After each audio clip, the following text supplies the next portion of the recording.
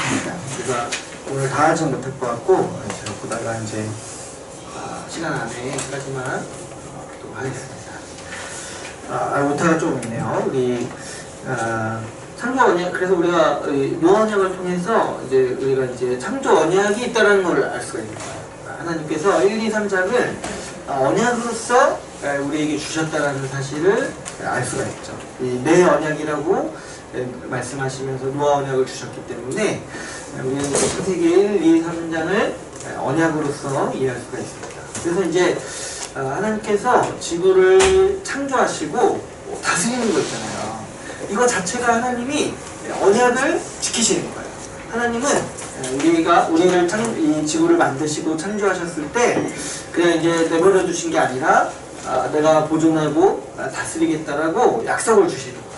그래서 이거를 언약 관계로서 말씀하시는 거죠. 그래서 이제 이 언약이라는 것은 단순히 우리 사람과 맺으시는 관계가 아니라 이 피조세계 전체를 하나님께서 어떻게 경영하시는가를 나타내주는 하나님의 방법이라고 볼 수가 있습니다. 그래서 하나님은 그런 면에서 참 어떻게 보면 좀 특이하시죠. 이 계약 관계로 자신을 묶으시는 거예요. 내가 이렇게 반드시 하겠다. 그랬을 때 여기에서 이제 이게 사실 하나님의 은혜인 거죠. 하나님은 굳이 그렇게 묶이실 필요가 없고 의무를 가지실 필요가 없잖아요. 하나님이 반드시 뭐 해야 됩니다. 이렇게 우리는 말할 수 없어요. 그분은 우리 모든 존재 중에서 가장 자유로운 분이 하나님이세요. 그런데 그분은 그렇게 하시지 않는다는 거예요. 그렇게 하시지 않고 자신의 자유를 어느 정도 이렇게 내려놓으시면서 내가 반드시 이렇게 하겠다라고 말씀하시면서 그것을 계약으로서 묶으시는 거예요.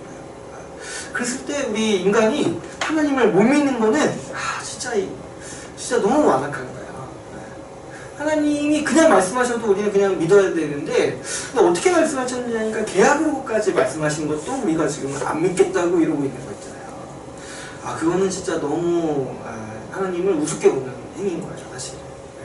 하나님이 이렇게까지 자신을 낮추면서 계약관계로 이렇게 우리를 돌보시겠다고 약속하셨는데 우리가 이제 자꾸 그런 거 안 믿고 내가 좀 잘 살아보겠다 이렇게 하는 거는 좀 약간 좀 이제 언약이 무엇인지를 잘 모르는 태도라고 할 수가 있죠.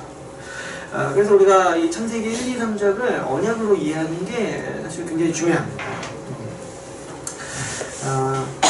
이 언약의 내용들을 한번 살펴보면은 하나님께서 창조하셨을 때 이 모든 창조의 기사의 절정은 이 사람 창조에서 이제 나타납니다. 우리가 창세기 1장을 쭉 읽어보시면은 다른 것들은 이제 다 한 줄 두 줄로 이렇게 창조돼요. 이렇게 하늘의 별 이렇게 많아 보이지만 하나님이 하루 만에 한 줄로 딱 만드셨다고 되어 있습니다. 근데 갑자기 사람을 창조하시는 그 부분에 여섯째 날에 와서는 갑자기 말이 많아지세요. 말씀이 많아지세요. 말이 그런데 갑자기 하실 말씀이 많아지시면서 갑자기 뭔가 정성이 들어가요. 정성. 물론 이제 앞에 것도 정성껏 창조하셨지만 그 여섯째 날 사람 창조하시는 본문이 유난히 내용이 많아지면서 강조하고 있는 모습을 볼 수가 있어요. 우리 창세기 1장 26절 말씀이 있죠. 우리 한번 같이 읽어볼게요. 한번 읽어보겠습니다. 시작. 하나님이 이르시되 우리의 형상을 따라 우리의 모양대로 우리가 사람을 만들고 그들로 바다의 물고기와 하늘의 새와 가축과 문나무와 땅에 있는 모든 것을 다스리게 하자 하시고 하나님께서 사람을 창조하실 때 정말 많이 말씀하시고 어떻게 창조하시고 어떤 목적으로 만드시면서까지 얘기를 하시는 거예요. 그런데 어떤 목적으로 어떤 얘기를 하시냐니까 우리의 형상을 따라 우리의 모양대로 사람을 창조하신다는 거예요. 그랬을 때 사실 형상과 모양에 대해서 아주 이 교회사에서는 굉장히 신학적 논쟁이 많습니다. 형상은 뭐고 모양은 뭐냐 이거 가지고 아주 오랜 많은 학자들이 논의를 해오고 있어요.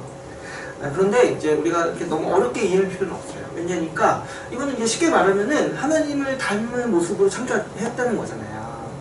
그런데 우리가 좀 더 약간 조금만 깊이 이렇게 보면은 하나님의 형상을 닮았다는 게 이제 어떤 의미인지를 좀 생각해 볼 때 하나님의 형상을 닮았다는 거는 첫 번째 의미로 보자면은 하나님과 사람의 관계가 어떤 관계인지를 우리에게 보여줘요. 이걸 뭘 통해서 알 수 있냐면은 아담이 낳은 자식의 이름이 셋이라는 자식이 있죠. 셋. 근데 그 셋이 뭐 어떻게 표현을 했냐면 자기의 형상을 따라 셋을 낳았다라고 되어 있어요. 이 성경에 보면. 그러니까 이 형상이라는 단어는 자식과 부모의 관계를 표현할 때 쓰는 거야. 그래서 우리가 이제 지나도 이 부모의 형상을 따라서 특별히 이제 누구의 형상을 따라서 태어난 것처럼 우리가 딱 보이잖아요, 그죠? 마찬가지로 하나님께서 사람을 자신의 형상대로 만드셨다라는 이 의미는 하나님과 이 인간의 관계를 하나님이 어떻게 규정하시냐니까 하나님의 자녀로서 나게 하셨다는 거예요. 하나님의 자녀로서. 그 다음에 두 번째로 하나님의 형상과 모양이라는 이 뜻을 우리가 좀 당시의 의미로 좀 한번 생각을 해보자면, 여러분 이제 성경은 이제 고대 때 쓰여졌잖아요, 그죠? 근데 이 고대 때 이 형상과 모양이라는 단어가 언제 쓰여졌냐면은 이 신의 형상과 모양으로 태어난 사람이 있다고 여겨졌어요. 누가 그럴까요? 이집트의 왕. 바로죠, 바로. 바로. 죄송합니다. 이거 예전에 이거 없는데 갑자기 생각났어요. 잠깨시라고. 이 고대 세계에서는 이 바벨론 신화에서도 그렇고 하나님의 이 신의 형상과 모양으로 누가 태어났다라고 여기냐면은 왕이 태어났다라고 여겨요. 그래서 이 이집트의 바로 그리고 뭐 이렇게 고대 왕국들의 왕들은 신의 아들로 여겨졌어요. 그래서 이제 이 왕의 동상을 새긴 이런 비문에 보면은 실제로 신의 형상과 모양을 따라 지음받은 왕 이렇게 돼 있다는 거예요. 근데 성경도 그 시대 때 쓰여졌을 거 아니에요. 그런데 놀랍게도 성경은 지금 누가 하나님의 아들이라고 얘기하고 있어요. 사람이. 왕이 아니라, 그러니까 왕으로 태어난 사람이 아니라 그때 시대에 노예일지라도 사람이라면 하나님의 형상과 모양으로 창조된 사람이라는 거예요. 그러니까 제가 이 말씀을 보면서 이 성경이 진짜 하나님의 말씀이라는 거를 얼마나 깊이 깨닫는지 몰라요. 여러분 오늘날에도 보면은 좀 약간 어떤 사람은 보면 좀 누추해 보이죠. 우리 눈에 보기에도. 근데 성경은 뭐라고 말하냐니까 우리 눈에 아무리 누추해 보이는 사람일지라도 하나님의 형상과 모양으로 태어났다라고 말하는 거예요. 만들어졌다고. 근데 하물며 그 고대 시대 때 그 노예도 있고 왕도 있고 신분도 있고, 그래서 사람의 비천함이 아주 그냥 이렇게 구조적으로 더 지금보다 훨씬 더 이렇게 정형화되어 있을 때, 그때 시대에 지금 하나님 말씀은 뭐라고 말하냐니까 모든 사람이 다 하나님의 형상과 모양으로 태어났다고 말하는 거예요. 사실 지금도 이렇게 말하기 쉽지 않아요. 지금도 우리 눈에는 어떤 사람에는 신의 자식으로 보이지만 어떤 사람에는 그냥 흙수저로 보여요. 그런데 성경은 창세기 딱 1장부터 모든 사람이 하나님의 형상과 모양으로 태어났다라고 말하고 있죠. 그래서 이 성경이 인간의 저작물이라고 도저히 생각할 수가 없는 거예요. 어떻게 그런 생각을 하냐는 거예요, 사람이. 그 원면이 왕이 있고 노예가 있고 그런 시대에. 그런데 이제 성경은 이 표현을 쓰고 있는 거예요. 그래서 이제 두 번째로 사람 형상과 모양이 무엇을 얘기하냐니까 사람을 하나님이 뭘로 지으셨냐니까 왕으로 지으셨다는 거예요. 왕으로. 그래서 이 형상과 모양으로 지으셨다는 말씀은 두 번째 의미로서 사람과 세상의 관계도 어떠한지를 우리에게 보여줘요.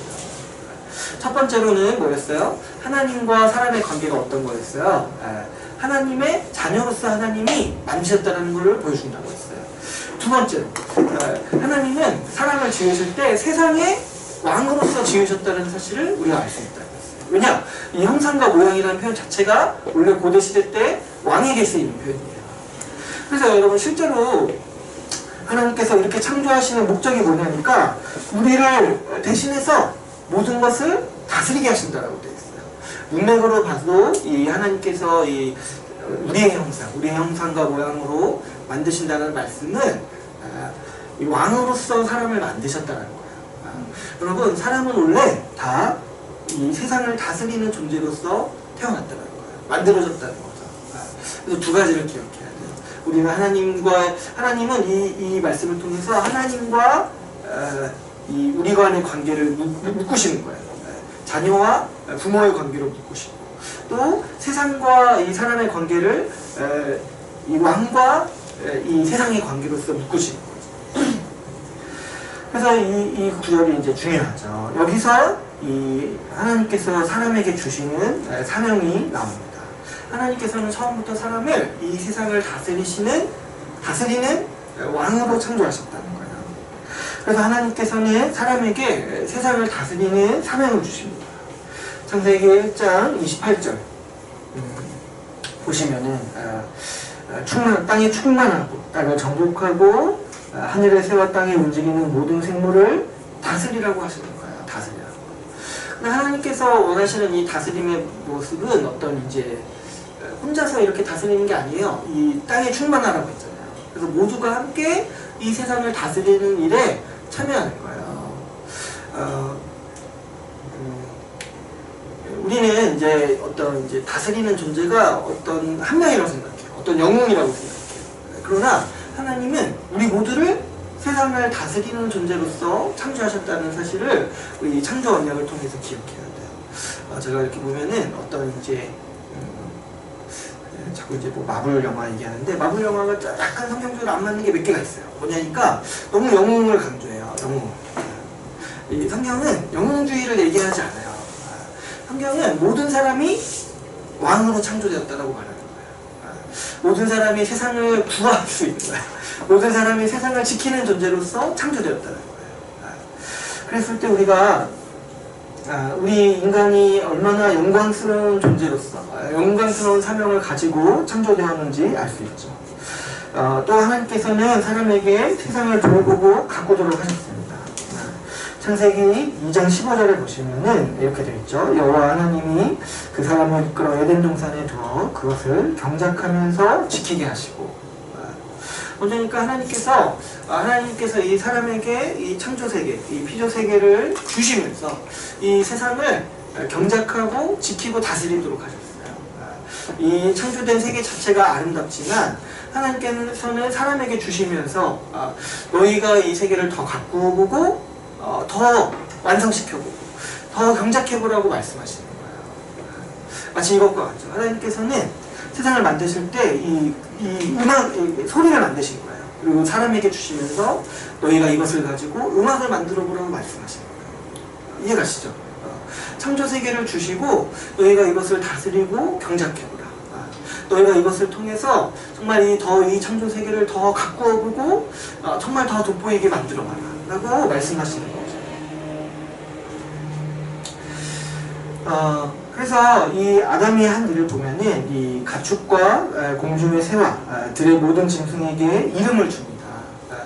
이 모든 세상을 이 피조물들을 만드신 분은 하나님이세요. 그런데 하나님께서는 이 피조물들을 아담에게 지나가게 하시면서 사람이 직접 이 피조물들이 어떤 질서를 가지고 살아가야 하는지, 그래서 그 질서를 그 나름대로 창의성을 발휘해서 표현하고 나타냈던 거죠. 그래서 우리가 이제 이 사람의 일이 있잖아요. 사람의 이 노동이라는 게 근본적으로 굉장히 선한 일이라는 걸 알 수 있어요. 저는 이제 옛날에 이 창조 언약을 이해 못했을 때 어떻게 생각을 했냐면, 노동이라는 것 자체가 굉장히 저주의 결과라고 생각했어요. 뒤에 보면은 이제 나오잖아요. 이 저주의 결과로서 우리가 이제 수고해야지 이 소산물을 먹을 수 있다. 이렇게 얘기했던 거예요. 말씀이 있으니까 저는 이제 어떻게 생각했냐면은 노동 자체가, 우리가 노동하는 것 자체가 저주라고 생각했어요. 그래서 이제 하나님이 회복하시는 세상에서는 노동이 없다라고 생각을 했어요. 근데 이제 그게 제가 창조 언약을 이해 못했던 거예요.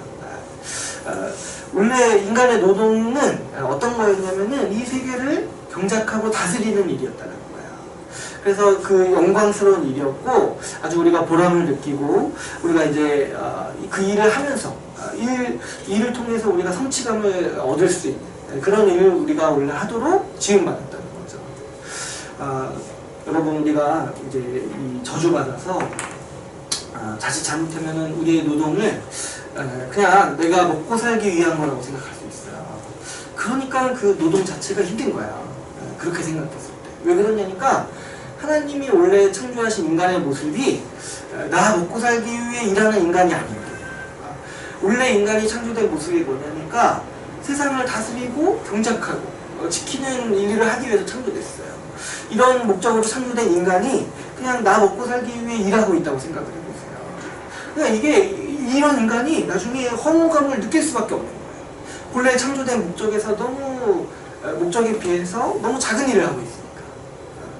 그랬을 때 우리가 이 창조 언약을 기억했을 때 원래 하나님께서 우리를 창조하신 목적이 그냥 우리 인생 살아갈 때 나 한 사람 잘 먹고 잘 살기 위해서 살아가라고 하신 게 아니라는 걸 우리가 이제 그래서 우리가 이제 좀 우리는 조금 늦었지만 어렸을 때부터 좀 이런 걸 들어야 돼요. 어렸을 때부터 우리 앞으로 인생 살아갈 때 좀 세상을 다스리고 경작하는 일, 목적으로 살아가라는 거예요. 그냥 이런 얘기가 뭐 높은 지위에 올라가라 그런 얘기가 아닌 거예요. 이 세상을 이롭게 하는 일, 그러면서 내 이웃을 섬기고 도울 수 있는 일을 하라는 거죠. 근데 뭐 실제로 어떤 일은 그런 일에 관여할 수 있어요. 그런데 어떤 일을 하든지 간에 어떤 일들은 특별히 그런 일에 기여할 수 있죠. 뭐 예를 들어서 사회 정의를 위해서 일한다든가, 자연을 보호하기 위해서 일한다든가, 뭐 그런 일들이 있을 수 있어요. 다른 사람을 직접적으로 돕는 일을 한다든가. 최근에 제가 만났던 어떤 분은 뭐 구조 활동을 한다고 해요. 구조 자격증 이런 것도 한다고요. 그래서 이게 정말 얼마나 이 창조 목적에 부합되는 직업인 거예요. 근데 우리의 직접 하는 일이 이런 것과 관련이 없을 수 있어요. 우리 이 안에서는. 근데 그럴지라도 내가 그 일을 통해서 이루려는 이 삶의 방향이 중요한 거예요. 내가 노동을 함으로써 이 일의 결과로 내가 다른 사람을 도울 수 있고, 내가 또 이 직업 말고도 다른 일을 통해서도 얼마든지 이 창조 세계, 하나님께서 우리를 창조하신 목적에 부합해서 살아갈 수 있다는 거죠. 우리도 항상 우리의 일을 생각할 때 이 점을 인식해야 돼요. 우리가 지음받은 게 그냥 먹고 살기 위해 일하라고 지음받은 게 아니라는 거예요. 우리 일의 목적은 항상 세상을 다스리고 경작하는 일이에요. 이 구체적으로 어떻게 이어지는지는 뒤에 가서도 이제 나눌 거지만, 우리가 좀 어렸을 때부터 이런 생각을 좀 하면 얼마나 좋았을까 생각을 좀 많이 하게 됩니다. 어쨌든 여러분, 인생의 이런 어떤 목표가 그냥 내가 배불리 먹고 사는 거에 있지 않다는 거예요. 그렇게 살수록 허무하고 정말 피폐할 수밖에 없어요, 나중에. 왜냐하면 원래 사람이 그런 존재가 아니에요. 원래 사람. 하나님께서는 우리를 원래 세상의 왕으로서 만드셨다는 거예요. 왕으로서. 그뿐만 아니라 하나님께서는 사람이 하나님을 예배하도록 창조하셨어요. 예배가 하나님께서 사람에게 주시는 영광스러운 사명인 거예요. 우리 하나님께서 이 에덴 동산에 사람을 두셨잖아요. 그리고 에덴 동산을 특별히 다스리고 경작하고 지키라고 하셨어요. 근데 이제 이 경작하고 지키라는 단어가요, 나중에 보면 이제 성경에서 같이 쓰일 때는 레위인이 이 성전을 가꾸는 일에 사용돼요. 이 원어가. 그래서 이제 한글로 보면은 이제 경작하고 다스린다는 여기밖에 안 나오지만, 이제 원어로 지역을 해서 보면은 레위인이 이제 성전을 가꾸고 이 제사를 드리는 용어로서 경작하고 다스린다가 함께 사용돼요. 그러니까 이 경작하고 다스린다는 의미는 우리가 하나님께 예배를 드린다는 의미도 있는 거죠. 여러분, 에덴 동산을 한번 생각해 보시면은 에덴 동산은 천국의 원형이죠. 근데 왜 그러냐니까 에덴 동산은 이제 하나님이 거니시는 곳이에요. 우리가 에덴 동산에서 사는 게 천국의 모습이라고 생각할 때 그 천국의 모습이 뭐냐니까 하나님과 함께 거하는 곳인 거예요. 근데 이 성경 구속사에서 에덴 동산이 어디서 처음으로 또 실현이 되니까 출애굽 때 성막에 하나님이 거하시잖아요. 그죠? 그리고 그 성막이 고정된 형태로 완성되는 곳이 어디예요? 성전이죠. 근데 그 성전이 신약에서 어떻게 돼요? 예수 그리스도께서 허무시겠다고 말씀하시고 그 자신이 성전이 되시죠. 그래서 우리가 우리는 또 어디 있어요? 그러면은 우리는 신약의 백성들은 그리스도 안에 있죠. 그래서 그리스도 안에 있는 우리는 에덴 동산에서 있는 거야. 환경적으로. 그랬을 때 우리가 이 에덴 동산을 다스리고 경작하는 인간의 사명이 이 안에서 하나님을 예배하는 것으로 나타나요. 하나님을 예배하는 것. 그래서 우리가 이제 사실 우리 인간은요 하나님을 예배하도록 창조되었어요. 그래서 이 사람이 하나님을 예배하지 않을 때 그 영혼이 피폐해집니다. 삶이 피폐해집니다. 그 하나님을 예배하지 않는 인간은요 항상 우상을 예배하도록 되어 있어요. 왜냐니까 이 종교심이라는 게 사람의 아주 근본적으로 있는 마음이라는 거예요. 이 사람이 아무리 하나님을 부정할지라도 하나님을 받아들이지 않을지라도 그 하나님의 자리에 항상 다른 걸 두고 있는 거예요. 근데 왜 우리가 자꾸 이렇게 뭔가를 섬기고 뭔가를 예배하게 되냐니까 원래 사람은 무언가를 예배하도록 창조되었기 때문에 그런 거죠. 그래서 우리 사람은 항상 하나님을 예배하는 존재로서 창조되었다는 사실을 기억해야 돼요.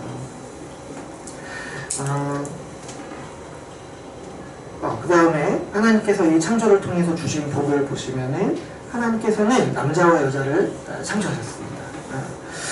특별히 2장 18절을 보시면은 하나님께서는 이 동면 배필을 주십니다. 하나님께서 이 아담이 혼자 있는 것을 보시고 동면 배필을 창조해서 주시죠. 근데 이 여자를 창조하시는 이 본문이 굉장히 특이합니다. 다른 것들은 다 무에서 창조하세요. 없던 것에서 창조하세요. 아무것도 없었는데 하나님이 물질을 창조하시는 거예요. 그런데 여자를 만드실 때는 어떻게 만드세요? 이 남자에게서 갈비뼈를 취해서 만드시죠.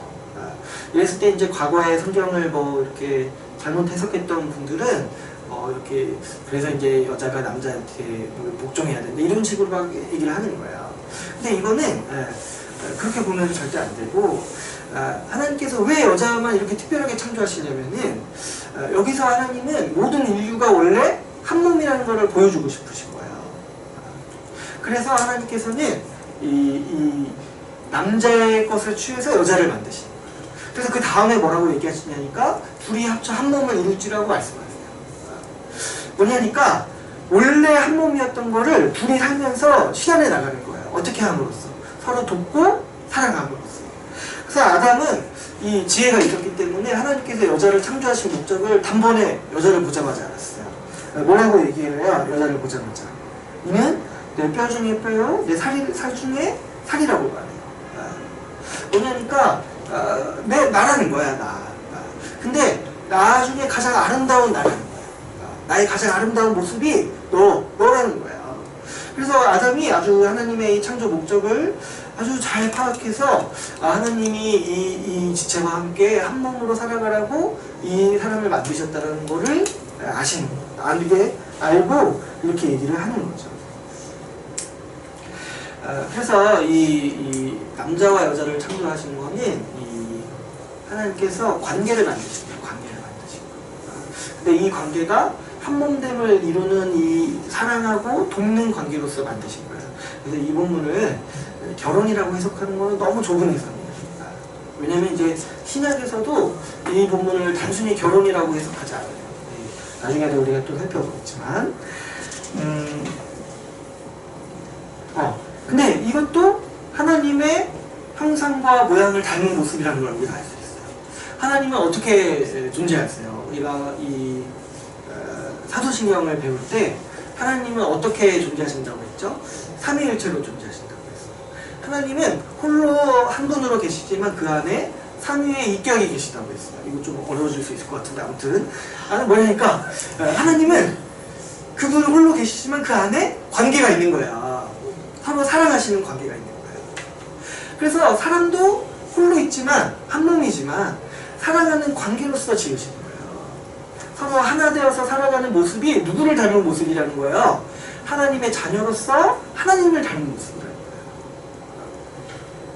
그래서 우리가 이제 동명대표를 창조하시는 하나님 같이 살펴봤죠. 그리고 마지막으로 하나님께서 안식일을 제정하셨습니다. 그래서 일곱째 날에 창조를 완성하시고 쉬시면서 이 쉼을 통해서 안식을 주심으로 통해서 하나님의 창조를 완성하십니다.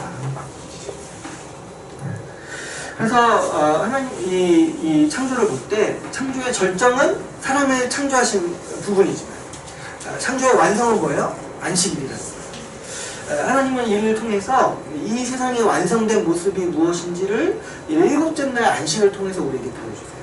하나님은 이 창조 세계를 통해서 결국 우리에게 무엇을 주시길 원하시냐니까 안식을 주시길 원하십니다. 안식을. 그래서 여섯째 날까지 일하지만 일곱째 날에는 어때요? 우리가 일한 결과를 누리면서 안식하는 이 피조 세계의 좋은 것들을 누리면서 안식하는 거에 안식하는 일에 하나님의 이 창조 세계 창조의 목적이 있다는 거죠.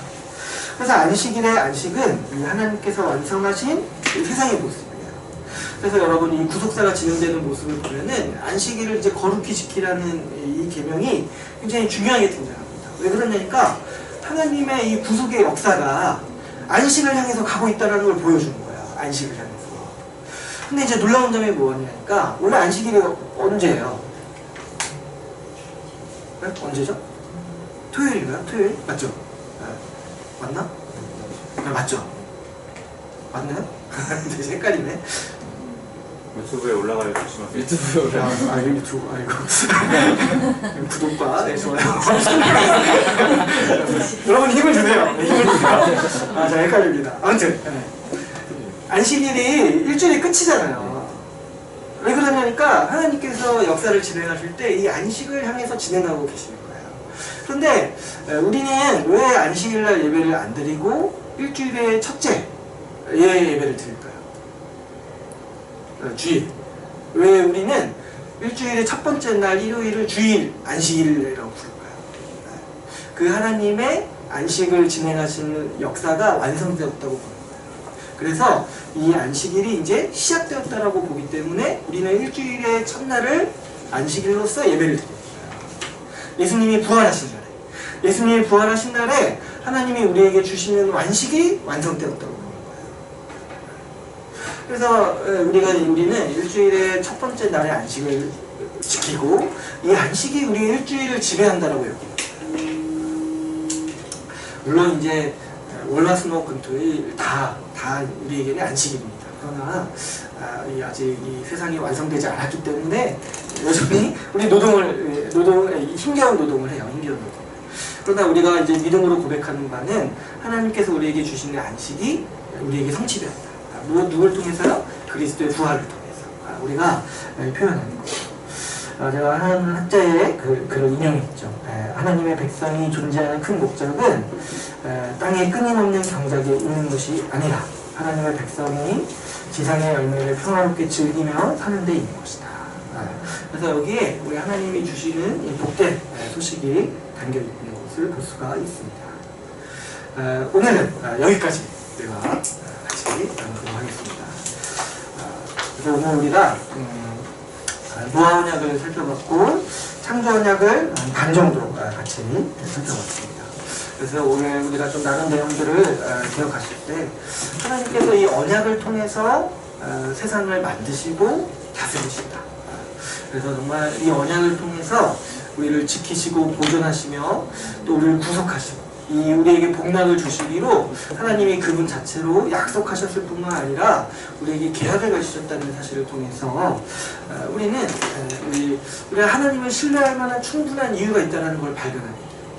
아까도 제가 말씀드렸지만 그 하나님께서 세상을 만드신 분께서 우리에게 약속하시고 언약을 주셨다는 것은 어마어마한 일인 거예요. 어마어마한 일. 그분은 우리와 관계로 묶이기를 원하셨고 우리에게 복 주시고자 하시는 것을 계약으로까지 우리에게 맺으셔서 우리에게 주시고자 하신다는 그분의 은혜를 우리가 같이 나누었습니다. 오늘 우리가 다음 시간에도 이 유인물 강해안을 꼭 가져오시고 이어서 같이 나눌게요. 우리 오늘 같이 기도하면서 좀 마무리했으면 좋겠습니다. 우리가 같이 나눈 내용들을 기억하면서 하나님께서 얼마나 이 세상, 이 창조 세계를 열심으로 다스리고 지키시고 계시는지 우리가 기억하면서 우리가 살아갈 때 이 하나님의 창조 목적대로 우리가 지음받았음을 기억하고 우리가 정말 이 세상에서 하나님의 약속을 믿으면서 또 신실하게 살아갈 수 있는 우리 모두가 다 되게 해달라고 같이 함께 기도하고 제가 마무리하겠습니다. 같이 기도하겠습니다. 하나님 감사합니다.